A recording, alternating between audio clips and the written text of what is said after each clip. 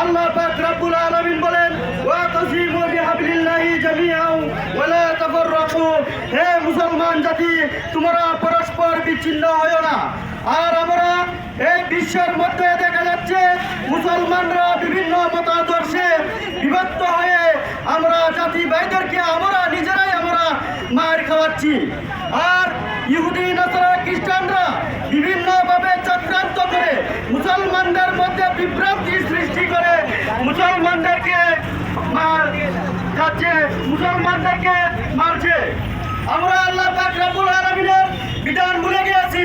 আল্লাহ পাক রব্বুল আলামিন বলেন, হে মুসলমান সমাজ, তোমরা একে অপরের মধ্যে কথাবদ্ধ হও, তোমরা বিচ্ছিন্ন হয় না। আমরা দেখা যাচ্ছে প্রত্যেক মুসলমান শক্তিধর রাষ্ট্রগুলো তাদের নিজেদের স্বার্থের কারণে আমরা বিচ্ছিন্ন হয়ে যাচ্ছি।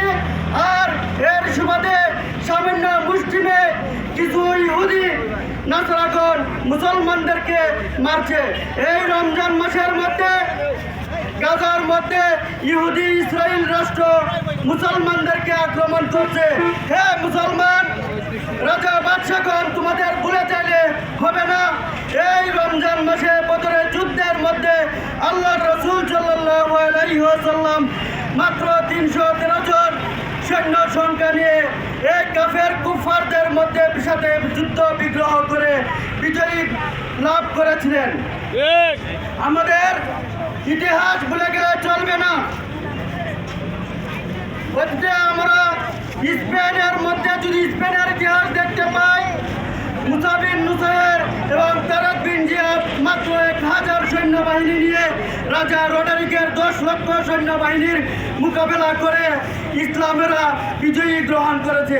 আর আমরা আমাদের নিজেদের স্বার্থের কারণে আজ দেখা যাচ্ছে সৌদির বাদশাহ, ইরাকের বাদশাহ, তুরস্কের বাদশারা তাদের নিজেদের স্বার্থের কারণে কোনো কথা বলতেছে না।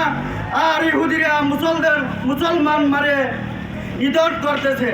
আমরা আল্লাহ পাক রব্বুল আলামিনের বিধান গুলা যদি মেনে চলি, প্রত্যেক দেশের প্রেসিডেন্ট রাজা বাদশাহরা যদি আমরা আল্লাহর কোরআনের আইন যদি মেনে চলি, তাহলে এই ইহুদি খ্রিস্টানরা মুসলমানদেরকে আর মারতে পারত না। আমি আমাদের দেশের মাননীয় প্রধান উপদেষ্টাকে অনুরোধ করতে চাই, আপনি আমাদের দেশের থেকে আমাদের দেশ থেকে গাজাবাসীদের জন্য সাহায্য সহযোগিতা করার জন্য সৈন্যবাহিনী প্রেরণ করুন। প্রয়োজন হলে আমাদেরকে অর্ডার দেন, আমরা নিজেরা গিয়ে এখানে জিহাদ করবো।